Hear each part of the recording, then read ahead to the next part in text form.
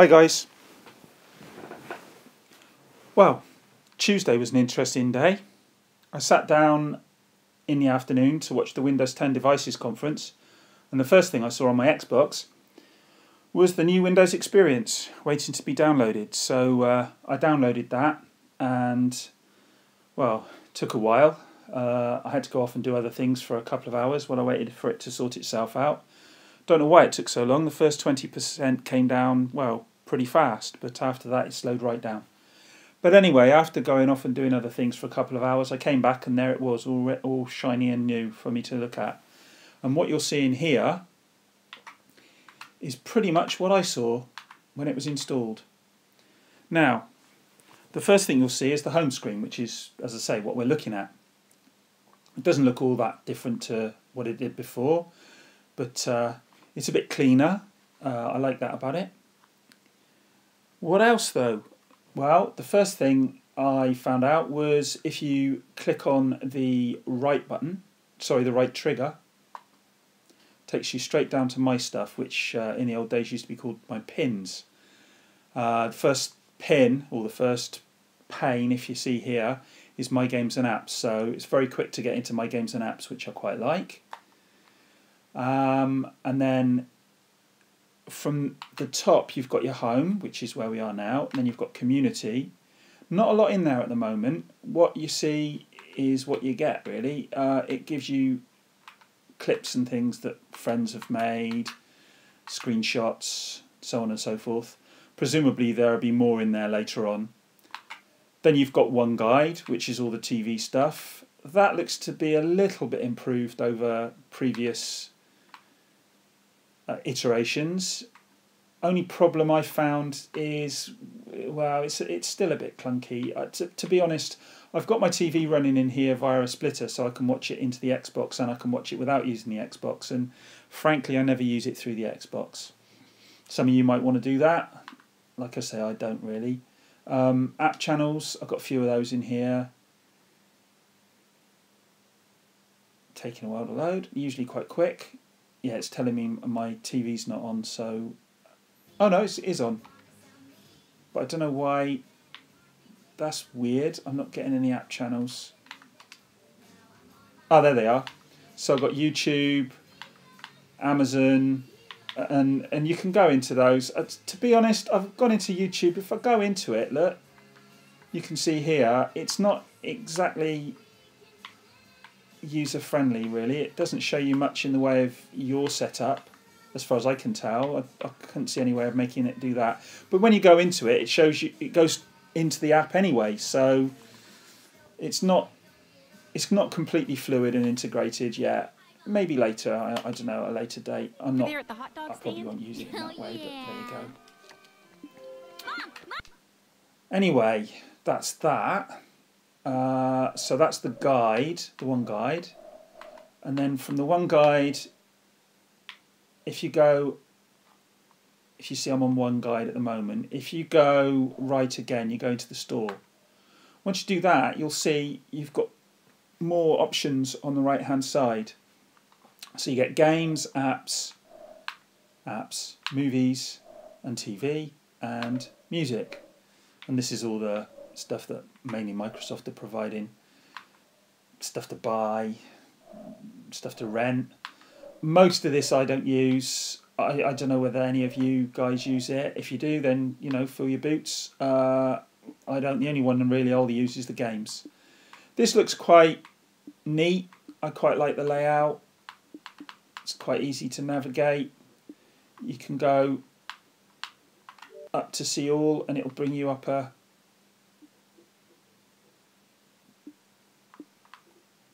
bigger list of the new games. So that's quite easy to navigate. Difficult to compare it to the previous version. I think I actually prefer it slightly. It looks a bit cleaner and a bit easier to use. That's not entirely the case with this new update though, I have to say. Right, so once you've looked at the home screen, the most interesting part is possibly the guide, which is on the left hand side. Now the way you get to that is you flick the left hand thumbstick, like so. and up it comes. And that gives you easy access to your friends, to start party chat, new messages, notifications.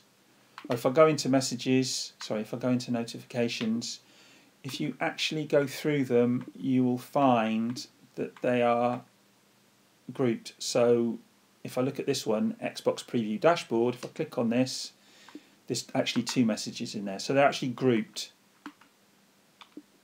So that's quite good, I think.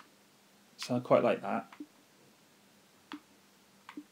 And then you've got your settings.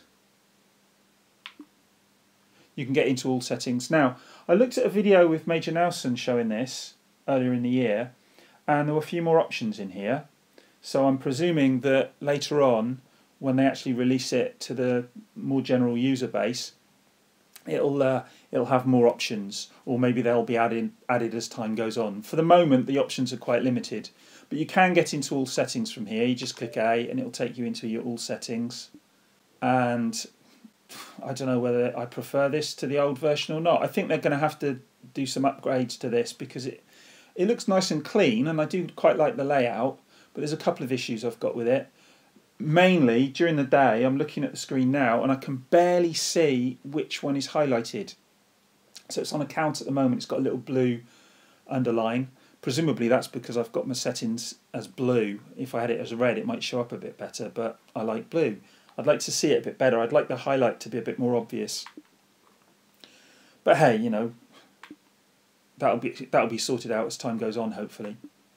But these are all your usual settings, and they're grouped together quite well. I found I was navigating around quite well yesterday, so I quite like the layout. That's quite good. That's that. So we go back from there. Let's go back into the guide again. I think it's a bit confusing calling it the guide and then having one guide as well. Maybe they should have given it a different name. So yeah, what else have we got? That's about it for the guide. Oh, Snap Center. Yeah, from here you can snap anything. So I don't know, let's go down and snap something. Game DVR, let's snap the game DVR. There you go, and it snaps straight away. Xbox, unsnap. There you go, using the Kinect for that. Let's go back to the main screen. There you go. So, yeah, we're in the home screen again. So that's pretty much it for the guide and the home screen. And there's not a lot else to see at this stage, really. So what else do I need to talk about? Well, what do I like about it? Well, it's fast. It's fairly easy to navigate for the most part, though there are some issues. It feels really smooth. I do like that about it. It does feel considerably faster most of the time than the previous dashboard. But there are some issues. Now, the first one that I can talk about is the Xbox Preview Dashboard. I've found that's crashed a couple of times, and there have been 2 updates since Tuesday. In fact, I had the 2 updates on Tuesday and Wednesday, so there were 2 updates within a day of the new dashboard being released. And that was to stop crashing as far as I can see, although it still does crash on occasion. If I show you, there you go, I was using the right button, the right trigger there to send me down there. Go into Xbox Preview Dashboard.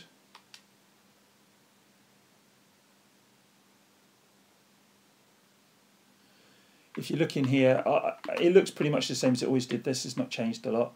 But when I've gone in here, if I'm going into, say, the announcements, and you look here, if I go into the intro video, it's a bit of a lottery as to whether it runs or not. It's running this time. Now, a couple of times I've done this and it's actually crashed, and when I've been navigating and doing other things, it's crashed as well. So that still is a little bit flaky. So let's get out of that.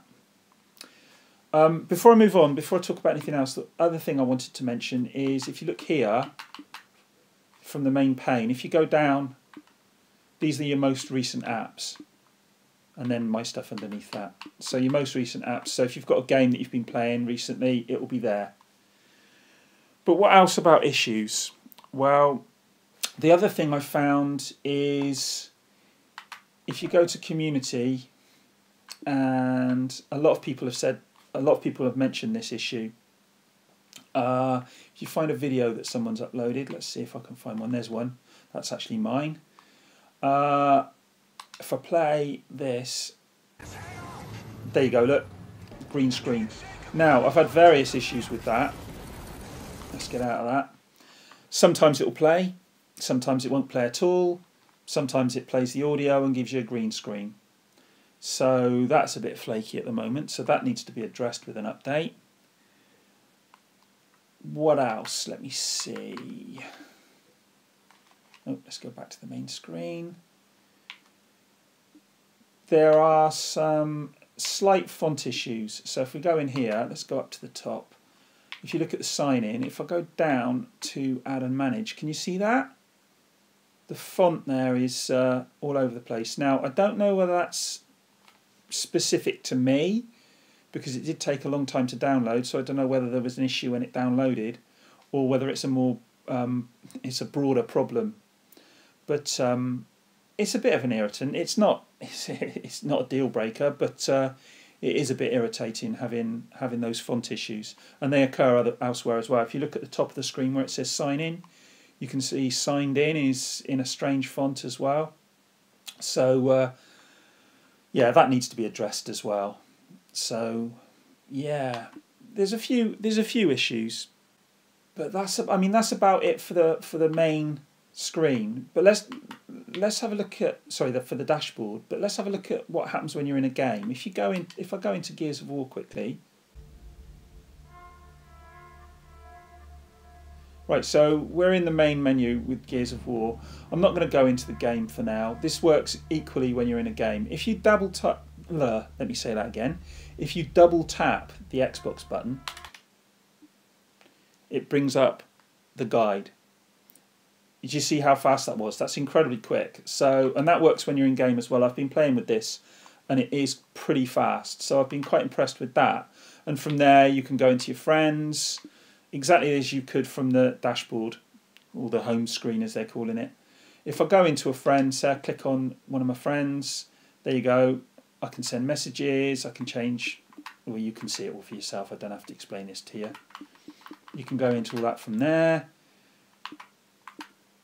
You can start a party chat from there. You can send a message from there. Oh, the other thing with friends, if you go across here, recent players. That is so handy. It drives me up the wall. I've been, you're playing with someone and you've had a good game and you want to send them a quick good game message or something like that, and you're fighting trying to find where recent players are. I mean, it's a lot better now, or it was a lot better than it had been at the beginning, because you couldn't see recent players at all. But this is a vast improvement. This makes things a lot quicker, for me anyway. I quite like it. So new messages. You've got your notifications. You can even get into your settings from here, though. Well, as I say, there's going to be more in there to do with voice and stuff like that. In the video I saw, if I can find it, I'll put a link in the description where they talk about the options that are going to be available here, but they're not there at the moment.